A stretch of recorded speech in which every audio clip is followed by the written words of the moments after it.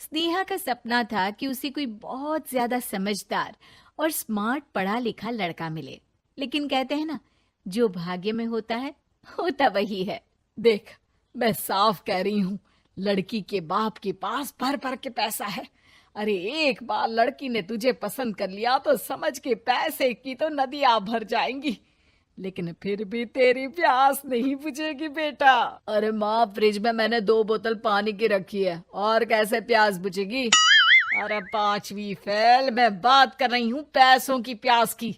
तू गवाह नहीं समझेगा इस बात को। बस तुझसे लोगों की नौकरी करवा लो। वो क्या है ना आशीष की माँ, वो सीधा है, और जिसे तू लोगों की नौकरी बोल रही है ना, वो आशीष का प्यार है अपने लोगों के लिए, जिनसे वो प्यार करता है या जिनसे जुड़ा हुआ है वो। अरे जमाना नहीं रहा वो। अरे आज की डेट में तो ना बेटा माँ का है, ना ही पति पत्नी का। कैसी बात कर रही है माँ?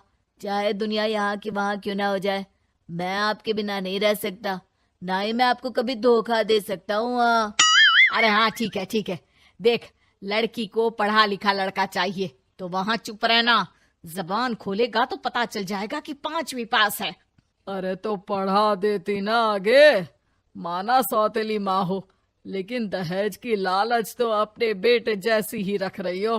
पापा ऐसा मत बोलिए ना माँ को, वो मेरी माँ है, मैं उनसे बहुत प्यार करता हूँ। अच्छा अच्छा बेटा, कुछ नहीं कहता, बस तैयार हो जा, चलते हैं और देखते हैं कि कौन है लड़की और क्या चाहती है। सभी मिलकर लड़की देखने जाते हैं, जहाँ स्नेहा आशीष को देखकर ही इम्प्रेस हो जाती है। वाह, कितना हैंडसम है। काश इससे मेरी शादी हो जाती, लेकिन पता नहीं कितना पढ़ा लिखा है। स्नेहा, लड़का बहुत अच्छा है, बेचारी की माँ दूसरी है, लेकिन देख रही है ना, हीरा भी इतना चमकीला नहीं होगा जितना कि ये। स्नेहा को समझ नहीं आता कि वो क्या करे। वो आशीष से मिलती है, उसकी सादगी, उसकी बातें उसे भा जाती है। मैंने नहीं सोचा था कि इतना पढ़ा लिखा लड़का मुझे मिलेगा। मैं शादी करने के लिए तैयार हूँ। और फिर स्नेहा और आशीष की शादी हो जाती है। शादी के बाद सासू माँ कहती है, अरे बेटा, वो तेरे जेवर मुझे दे दे, मैं संभाल कर रख दूंगी। स्नेहा, जो कि खुद भी एक समझदार लड़की थी, नहीं नहीं, मैं अपने जेवर नहीं दूंगी। उसके लिए तो मैंने पहले ही लॉकर खुलवा लिया था माँ जी। ये मेरी कुछ आर्टिफिशियल ज्वेलरी है, इसे रख लीजिए। वैसे मेरी अलमारी में जगह नहीं है ना। सास बेचारी नई नई बहू से क्या उलझती। सुनिए जी, मैंने आपके लिए खाना और नाश्ता बना दिया है। ऑफिस कब जाना है? कौन से ऑफिस में? मैं तो घर का सारा काम करता हूँ। हाँ, क्या बात कर रहे हैं? इतना पढ़ लिख कर आप घर का काम क्यों करते हैं? कितना पढ़ लिख कर?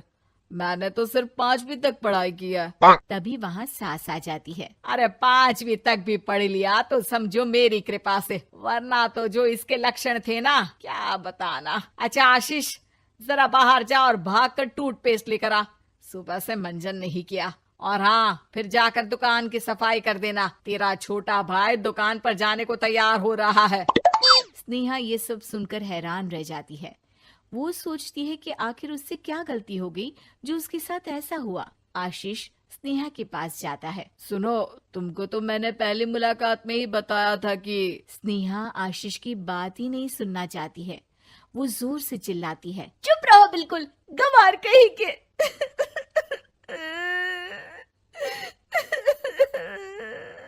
कितना बड़ा धोखा हो गया मेरे साथ।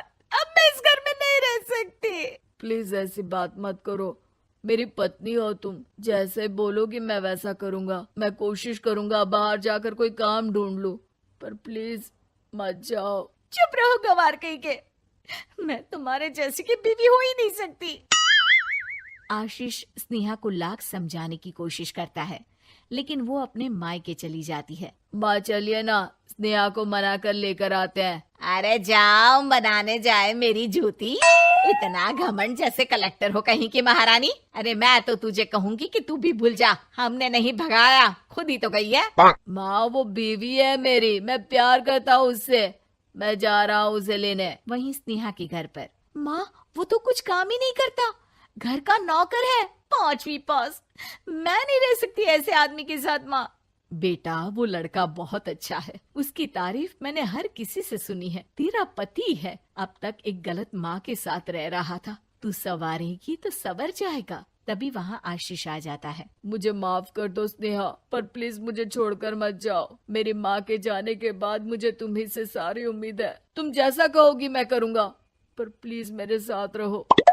सबके समझाने बुझाने के बाद स्नेहा आशीष के साथ घर आ जाती है।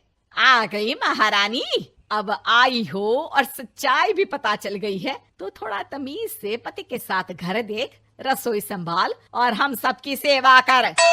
देखो, मैं अब इस घर में बंटवारा चाहती हूँ। जो मेरे पति का हिस्सा है वो उसे मिले और वो आज से कोई काम नहीं करेंगे। हिस्सा ले लो, लेकिन कमाओगे क्या, खाओगे क्या, धूल मिट्टी। अरे तेरा पति किसी काम का नहीं है, वो तो मेरा बेटा कमा रहा है तो 2 रोटी मिल जाती है इसे। तभी वहाँ स्नेहा के ससुर आ जाते हैं। मैंने एक बंद फैक्ट्री को पहले ही आशीष के नाम कर दिया है और घर के 2 तल्ले में 1 तल्ला ले लो। मैं तो आशीष के पास रहूंगा, वकील थोड़ी देर में आता ही होगा। अरे जाओ जाओ, 2 दिन में भूख से तड़प कर सब वापस आ जाओगे। बढ़िया आई बहू बेटे वाली। फिर क्या था, स्नेहा आशीष के साथ मिलकर बंद फैक्ट्री को खोलती है और मन लगाकर काम करती है। दोनों की मेहनत रंग लाती है और आशीष अपनी मेहनत से एक सफल बिजनेसमैन बन जाता है। लेकिन एक दिन, अरे बहू बेटा आशीष, मुझे माफ कर दो, मैं भी अब तुम लोगों के साथ रहना चाहती हूँ। इस कमबख्त ने तो दुकान का बेड़ा गर्क कर दिया। वो तो आशीष था जो सारा दुकान का काम संभालता था। बेटा हमारे पास तो अब खाने को भी नहीं बचा। माँ जी, इसे कर्म के फल कहते हैं। खैर, खाना है तो आपको और आपके बेटे को काम करना पड़ेगा, समझी? हे भगवान, अब ये दिन आ गए हैं कि बहू के साथ रहने के लिए मुझे काम करना पड़ेगा। बेटा आशीष, तू ही समझाना अपनी बीवी को। पता है ना मैंने तुझे कितने प्यार से पाला है। हाँ माँ, वो तो ऐसे ही बोल रही है आपको। अरे घर में कामकाज के लिए बहुत सारे नौकर चाकर है, आप आराम से रहिए माँ। स्नेहा आशीष का अच्छा और सरल सच्चा व्यवहार देखकर मन ही मन सोचती है, मेरा पति गवार ही सही, लेकिन दुनिया का सबसे अच्छा इंसान है।